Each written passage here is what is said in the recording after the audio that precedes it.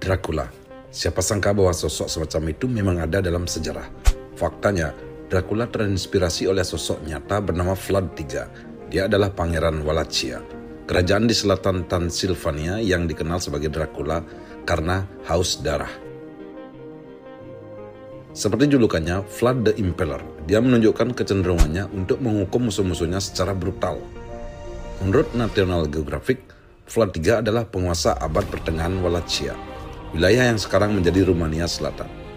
Ia lahir sekitar tahun 1430 di Transilvania, putra dari Vlad II, seorang bangsawan yang diasingkan.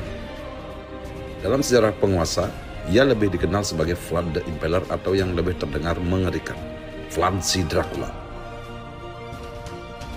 Ia menakuti orang-orang pada zamannya dan masih membuat merinding hingga hari ini. Julukan Dracula merujuk pada anak Dracul. Dracul berasal dari bahasa Latin dari kata Draco atau naga setelah ayahnya dilantik ke dalam ordo naga.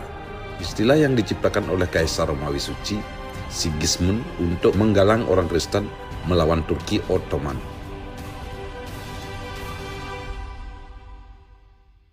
Julukan Vlad Impaler, dia dapat dari hukuman yang dipilihnya. Dracula ini di kehidupan nyatanya tidak menghisap darah orang, namun sebaliknya. Tercatat dalam sejarah bahwa ia kerap menggunakan pasak tajam yang ditusukkan lewat dubur korbannya. Sejarah penguasa mencatat bahwa Vlad II, ayah Vlad si Dracula, merebut tata Wallachia pada tahun 1436, tetapi ditendang Romawi beberapa tahun kemudian. Itulah yang membuatnya memilih berpindah pihak dan bersekutu dengan Sultan Ottoman. Untuk menunjukkan kesetiaan Vlad II kepada Ottoman, dia mengirim dua putranya, Vlad III dan saudaranya Radu, ke istana Sultan sebagai sandera. Radu akhirnya masuk Islam tapi tidak dengan Vlad III. Vlad III tidak menyukai Ottoman dan membenci ayahnya karena pengkhianatannya terhadap Orde Naga. Vlad II digulingkan oleh Hongaria pada tahun 1447 dan kali ini musuh-musuhnya berhasil membunuhnya. Ottoman berbaris dan menempatkan Vlad III di tahta Wallachia. Vlad III telah dilantik ketika dia masih berusia 5 tahun. Namun, setelah menduduki tahta selama beberapa bulan, Vlad III digulingkan dari tampuk kekuasaannya. Dengan kejadian tersebut, Vlad III merancang rencana untuk melawan Ottoman. Vlad III berhasil merebut kembali tahta pada tahun 1456, kali ini dengan bantuan dari musuh Ottoman, yakni Hongaria. Untuk merayakan keberhasilannya, ia mengundang 200 bangsawan dan keluarga Hongaria ke pesta Minggu Paskah tahun 1457. Satu fakta sejarah mengungkap bahwa pada saat itu, ia bertanya kepada tamunya, yakni orang-orang Hongaria, berapa umur mereka.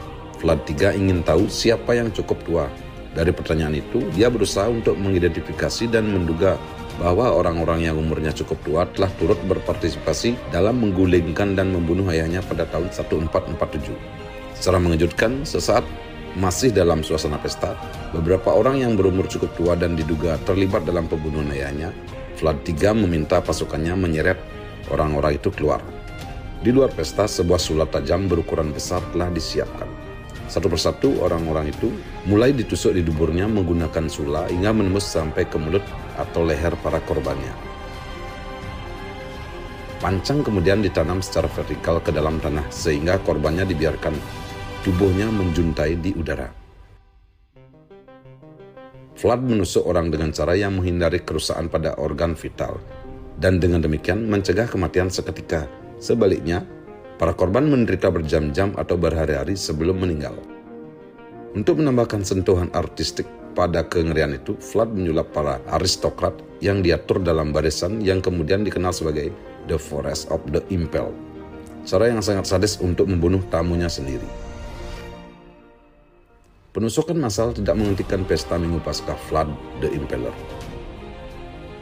Dan pesta terus berlanjut. Setelah itu, istri dan anak bangsawan yang tertusuk masih mengenakan perhiasan Paskah mereka.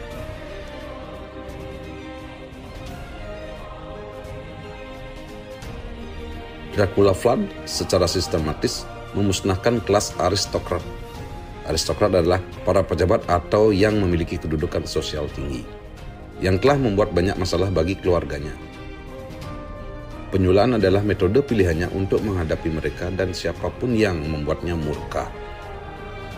Vlad juga melawan Ottoman, Muhammad Al-Fatih atau Sultan Mehmed II, sang penakluk, yang telah merebut Konstantinopel dan menghancurkan kekaisaran Bizantium beberapa tahun sebelumnya. Ia mengirim 10.000 pasukan kavaleri untuk menghadapi pasukan Janissary. Vlad menyergap dan mengalahkan mereka, lalu menusuk yang selamat dengan pemimpin mereka dipasang di tiang penyula yang tertinggi. Mehmed II selamat dari penyergapan. Pada tahun 1462, Mehmed II memimpin 90.000 tentara melawan The Impaler. Saat mereka mendekati ibu kota Vlad, Ottoman tidak menemui perlawanan. Sebaliknya, jalan itu dipenuhi oleh 20.000 orang Turki dan Muslim Bulgaria yang mati tertusuk sula. Mehmed II dan sejarah penguasa Ottoman mencatat kegilaan yang pernah dilakukan Vlad si Dracula. Ada juga kisah tentang kesadisan Vlad yang lain, selain menyula para korban yang membuatnya murka. Satu kisah sejarah mengisahkan tentang Vlad yang makan roti di medan pertempuran. Di antaranya tentara yang baru saja dikalahkannya.